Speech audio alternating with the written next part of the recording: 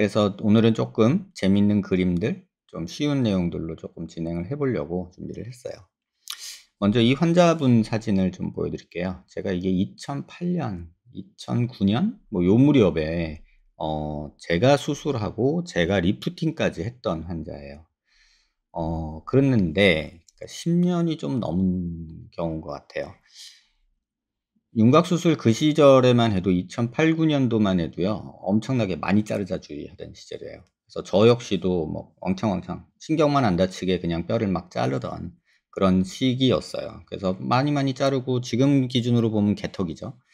그래서 이제 이렇게 잘라 놔야 환자들이 또 갸름해졌다 이런 얘기를 하고, 그랬는데 이제 또 처짐이 있고 늘어짐이 있어서 리프팅까지 하고 요런 볼살 처짐이나 이런 것들은 다 해결을 했어요. 그런데 요게 남는 거예요. 여기 보이는 요 볼록한 녀석이 남는 거예요. 그때까지만 해도 저렇게 침샘이, 이게 또 반대쪽은 없어요. 근데 이쪽만 이렇게 유독 침샘이 보이는 그런 경우가 생기더란 얘기죠. 그래서 요 부분을 어떻게 해결을 해야 될까 고민이 많았고, 그때 당시에도 공부를 좀 해 봤더니 이거를 째는 방법이 이제 뭐 겉에서 째는 방법, 입안으로 하는 방법 이런 방법들이 있었지만, 이게 인제 신경이랑 혈관들이 굉장히 많이 있는 부위이기 때문에 이게 쉽사리 접근하기가 쉽지 않았고, 환자한테도 "그냥 보톡스 좀 맞아 보고 지내시지요."라고 얘기를 했던 그런 환자예요. 그래서 요때 이후로, 사실은 이 환자분 이후로 굉장히 제 스스로가 '이게 무조건 마구잡이로 자른다고 해서 우리가 원하는 모습이 되는 건 아니구나.'라는 생각들을 그때부터 시작을 했던 것 같아요. 또 지금 기준으로 보면은 한 이 정도는 있어야 되는데, 뭐 모르긴 몰라도 '한 요 정도는 있었으면 좋았을 텐데.'라는 아쉬움도 있고, 이제 그때 기준으로 보면은 요렇게 해 줘야만 환자들이 또 좋아했었고, 요런 시대적인 부분도 있고 어떤 의사들의 어떤 트렌드, 유행 이런 것도 있었던 것 같아요. 어쨌든 요런 환자를 보고 인제 '아, 침샘이 무시할 녀석이 아니구나.'라고 생각했던 경우였어요. 제 개인적인 경험이었고요. 요 사진은 전에도 한번 보셨을 수 있어요. 이게 인제 3DS 메디칼이라는 그 3 차원 해부학 프로그램을 만드는 회사에서 만든 프로그램인데요. 이쪽은 뼈만 보여주는 거고요. 이쪽은 근육하고 침샘 이런 것들이 같이 보이고 있는 거고요. 이 초록색은 임파선이에요. 우리 얼굴에 이렇게 임파선이 여러 군데로 지나가고 있어요. 임파 흐름. 그러니까 붓기 빠진다 그럴 때는 이렇게 림프관으로 주로 빠지거든요. 그래서 고런 흐름이 있고, 이렇게 중간중간에 조그마한 콩만한, 콩보다 조금 작은 그런 임파선이라는 것들이 얼굴에 이렇게 있게 되고, 목에는 특히 주글라 체인이라고 그래 가지고 굉장히 많은 임파선이 있어요. 그래서 우리가 감기가 걸리거나 했을 때 그런 임파선이 좀 부어서 이렇게 만져지는, 뭐 대개는 한 크기가 한 요 정도, 새끼손가락 한 마디 그거 안 되게 만져지는 경우가 일반적이에요. 좀 커졌다 하는 게 우리가 보는 콩만한 정도 되는 것 같아요. 그래서 오늘 볼 거는 왼쪽에서 보면요. 이 플라시스마 머슬이라는 게 이렇게 두껍게 있고, 그다음에 이거는 입꼬리 내림근, 그다음에 이거는 입을 당기는 부시네이터 머슬이라고 하는데요. 그다음에 요게 인제 귀밑샘이라고 해서 귀 앞쪽에, V로 보면 여기예요. 그래서 귓볼 아래 뒤쪽까지 해서 이렇게 동그랗게 가는 그런 어 침샘이, 또 이하선이라고 보통 하죠. 귀 밑 요렇게 가는, 요런 식으로 가는 침샘이 이렇게 또 있어요. 그래서 요런 얼굴이 인제 있고, 요 플라티스마 머슬을 제치고 나면 이렇게 얼굴에 가는 이렇게 근육, 동맥, 정맥들이 있죠. 페이셜 아터리 베인들이 이렇게 지나가고, 여기에 인제 턱 밑샘이 위치하고요. 그다음에 안면신경이 침샘을 지나서 요렇게 턱 밑 가지가 요렇게 나오게 되죠. 그래서 요 가지와 이 동맥, 정맥과 요 침샘과의 관계가 사실은 쉽진 않아요. 그래서 수술할 때는 피부를 자르고 이 플라티스머스를 가르고 들어가면 이 공간으로 들어가게 되는데, 이 공간에서 정맥과 동맥, 그다음에 이 음 얼굴 신경의 맨디블라 가지, 마지널 맨디블라 너브라고 하는데요. 그래서 마지널 맨디블라 너브 요런 것들을 피해서 요 침샘을 제거해야 되는 인제 그런 모습인 거죠.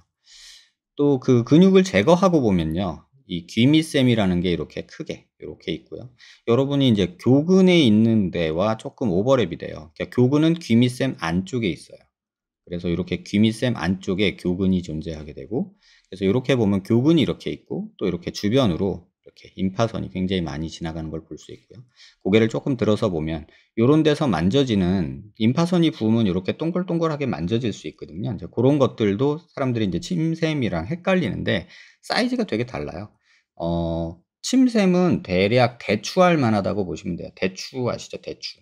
요만한 엄지손가락 한 마디 정도 되는 사이즈라고 보시면 되고요. 턱밑샘은 그거보다 커지는 경우도 있고요.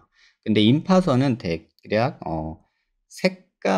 새끼손가락 한 마디 조금 안 돼요. 그래서 콩 정도? 완두콩? 그 정도만한 커졌을 때 그 정도라고 생각하시면 될 것 같아요. 그래서 요런 식으로 해부학적 구조로 턱뼈 뒤에 숨어 있는 녀석이에요, 워낙에는. 근데 우리가 턱을 막 자르다 보니까는 이 녀석이 드러나게 되는 거죠. 그래서 그 단면을 한번 보면 이 단면에서 위에서부터 아래로 쭉 내려가 보면은 턱뼈를 이렇게 잘라서 보는 거죠. 그래서 보면 요렇게 침샘이 조그맣게 있고 혀 바닥으로 가요. 그래서 요렇게 이제 두 가지 롭으로 이루어져 있는데 요런 식으로 두 가지 롭이 존재하게 되고 지금 초록색으로 제가 터치해서 표현한 게 이제 요게 턱밑샘이에요. 그래서 요게 주로 인제 사각턱 수술하고 많이 보여지는 그런 모습이죠. 근데 보시다시피 뭐 이렇게 지저분하게 막 신경, 동맥, 정맥, 림프관 막 이렇게 막 별게 별게 다 있어요. 그래서 이게 수술하기가 쉽지가 않은 그런 모습이에요. 또 하나 보면은 여기 이하선도 보면은 교근 밖에 있고요. 이게 인제 이게 사각턱인데 요게. 그다음에 교근의 안쪽 그러니까 superficial 롭이 있고 이것도 딥 롭이 있거든요. 그래서 딥 마세터 머슬, superficial 머슬이 있고 그 위에 귀 뒤까지, 귀 앞쪽까지 해서 이렇게 이하선, 파로티드 글랜드가 이렇게 존재를 하게 돼요. 그래서 여러분들이 사각턱만 자르면 얼굴 작아질 거라고 착각들 하실 수 있는데 이제 그렇지 않다는 거를 보여주는 단면이고요. 또 요것도 조금 더 위로 올라가 보면 점점 더 위까지, 앞까지 이렇게 전체적으로 이렇게 분포하는 이런 침샘이에요. 주로는 우리가 침이 먹었을 때 뭔가 달달한 게 들어갔을 때 입안에 침이 나오는 거는 이 이하선에서 한 70~80%가 나온다고 해요. 그다음에 턱밑샘에서 한 20~30% 요런 식으로 나온다고 해요.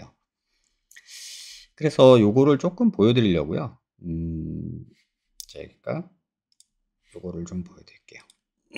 요게 아까 그 사용했던 프로그램인데요. 이렇게 보시면 지금 요렇게 보면 안쪽에 보이는 요런 것들이 보일 거예요. 그래서 조금 더 크게 확대해 보면 이런 식으로 보이게 되고 여기서 조금 그 뼈를 제거를 해 볼게요. 뼈를 딱 없애고 보면요. 지금 이게 마일로 하요이드라고 그래 가지고 턱하고 혓바닥하고 연결해 주는 근육이고요. 여기에 인제 마지널 맨디블라 너브가 요렇게 지나가고 또 여기에 침샘이 있고 동맥, 정맥이 막 요렇게 지나가는 고런 모습을 인제 취하게 돼요. 그래서 요런 복잡한 해부학적 구조가 있다는 거를 쪼끔 이해하셨으면 좋겠고 여기서 근육을 쪼끔만 더 없애서 보면은 쪼끔 단순화시켜서 볼게요. 그럼 요렇게 보면은 이 복잡한 구조를 해치고 여기서 이 턱밑샘을 요거를 이제 끄집어내야 되는 거죠. 이 안에 엄청나게 복잡하게 많은 혈관과 동맥과 정맥과 그 신경을 피해 가면서 해야 되죠. 또 우리 혀밑샘이라고 이렇게 또 조그만한 거랑 또 연결이 돼 있어요. 그러니까 이 복잡한 구조를 3차원 구조적으로 우리가 막 피해서 들어가야 돼요. 그래서 입안 절개를 할 때는 지금 여기를 째고 들어가거든요. 이게 지금 치아가 없어진 상태인데 이렇게 보면 여기를 째고 들어가요. 그럼 여기를 째고 들어가면 또 어떤 일이 생기냐면 요 혀 바닥 여기를 째고 수술을 해서 저 턱밑샘을 또 없앨 수도 있거든요. 그러면은 어떤 일이 발생을 하냐면 혀를 움직이는 근육과 그다음에 우리가 미각, 맛을 보는 신경이 또 그 위에서 또 지나가요. 그러니까는 겉에서 오면은 입을 움직이는 메이지널 맨디블라 너브가 걱정이 되고 입 안으로 들어가면은 혀를 움직이거나 맛을 보는 신경을 또 피해 가야 되는 상황이 와요. 그래서 어쨌든 보기에는 별거 아닌 것처럼 보이는데 이렇게 복잡한 거미줄 안 속에 숨어 있는 녀석들이에요. 그래서 수술하기가 마땅히 참 쉽지 않다. 그래서 요 프로그램이 되게 좀 재밌는 게 요런 식으로 인제 레이어별로 우리가 또 이렇게 볼 수가 있어요. 뼈를 붙이고 또 근육을 붙이고 뭐 이렇게 해서 전체적으로 모양을 볼 수가 있고요. 그래서 요런 식으로 인제 전체적으로 보면 또 이렇게 피부를 붙여서 보면 지방을 붙여 보면 지방이 또 이렇게 잔뜩 있잖아요. 그다음에 뭐 남자예요. 이거는. 잘생겼죠? 이렇게 잘생긴 남잔데 그래서 잘생긴 남자를 이렇게 또 우리가 한꺼풀씩 벗겨보는 거죠, 쉽게 말하면. 그래서 요런 식으로 보는 거예요. 그래서 요걸 또 단면으로 볼 수도 있어요. 그래서 요거를 조금 보면 요게 이제 이하선이고요. 요걸 단면으로 이렇게 보면 아까 보여드렸던 그 이미지가 나와요. 그래서 요 이미지에서 이제 피부를 제거하고 그다음에 근육을 조금 제거해 볼게요. 조금 단순화시켜 볼게요. 그래서 뼈를 또 제거해 보고 그다음에 림파틱스를 제거를 해 보고 그다음에 호흡기 쪽은 또 제거를 해 볼게요. 그러면 이렇게 보면은 이 근육들과 침샘, 이하선이 이렇게 있는데 신경을 뚫고 지나가는 모습도 볼 수 있고 이런 식으로 여러 단계 레이어를 우리가 조금은 이제 확인해 보면서 수술을 할 수가 있어요. 근데 아무튼 요런 복잡한 구조를 우리가 피해야 된다는 거죠. 그래서 조금 다르게 보면은 우리가 침샘을 본다고 그랬잖아요.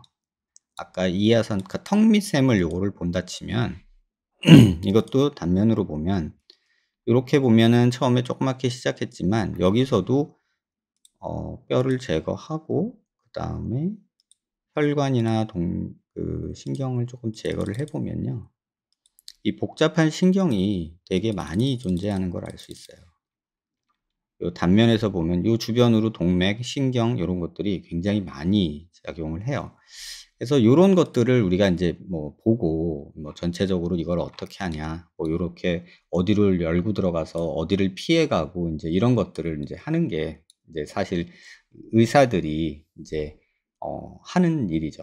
그리고 이 이하선이라고 해서 귀밑샘, 파로티드 그랜드는요. 여긴 또 종양이 또 은근히 생기는 부위예요. 양성 종양도 많고 악성 종양도 있고.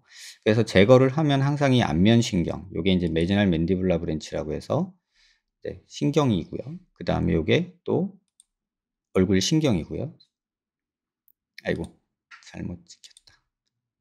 요 녀석이 부칼 브랜치라고 하는 입 옆으로 가는 또 안면 신경이고 그다음에 자이고마틱 브랜치도 있고 여기 또 이런 식으로 계속 신경이 지나가요. 그래서 요런 부분들이 쉽지 않은 녀석들이에요. 그래서 요런 부분들에서 우리가 항상 조금 쉽지 않은 구조 해박적 영역이다.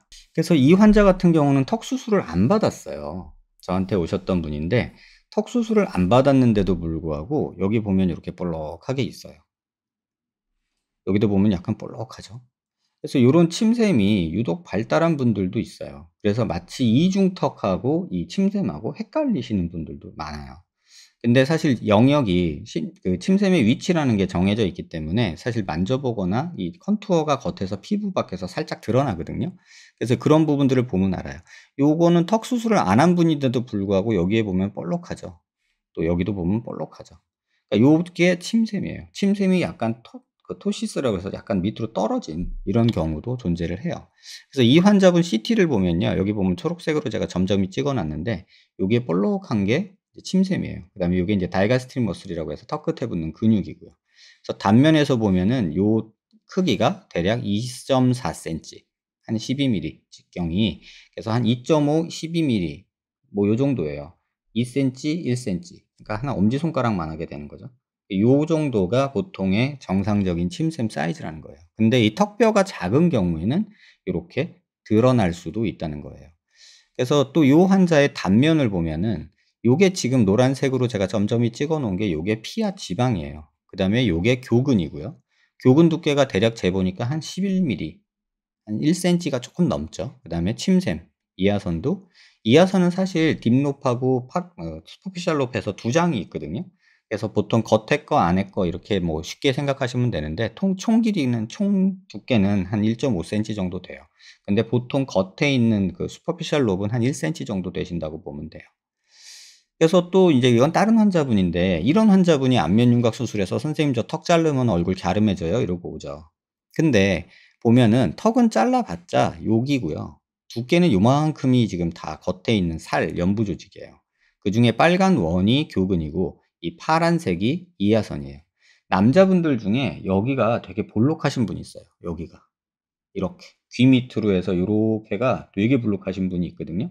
그러니까 이런 분들은 사실은 사각턱 수술해 봤자 또 보톡스 또 교근에 맞아 봤자 얼굴이 작아지는 느낌이 없어요. 이게 집안 내력이 좀 있는 것 같아요. 여기서 이렇게 해 가지고 귀 뒤로 굉장히 큰 분들이 있어요. 주로는 남자분들한테 많은데 이렇게 이하선이 큰 경우에는 뭔 짓을 해도 잘 안 작아져요. 그렇다고 미용 목적으로 이거를 제거하자니 이하선을 제거하는 데는 항상 이제 우리가 신경 써야 되는 게 안면신경이 이하선은 속을 타고 가거든요.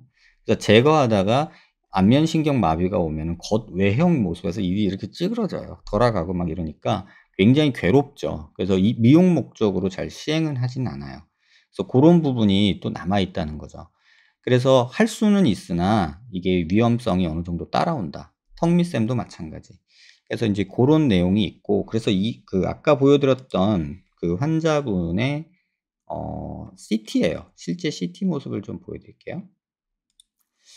지금 이 환자 CT인데 이렇게 돌려서 보면은 근육하고 여기 보면은 요게 교근이고요, 요게. 그다음에 여기 이하선이 이렇게 쪼끔씩 보이죠. 그래서 이하선이 보이고 그다음에 쪼끔 더 내려가 보면 쪼끔 더 내려가면 이쪽으로 인제 턱밑샘이 나오기 시작을 해요.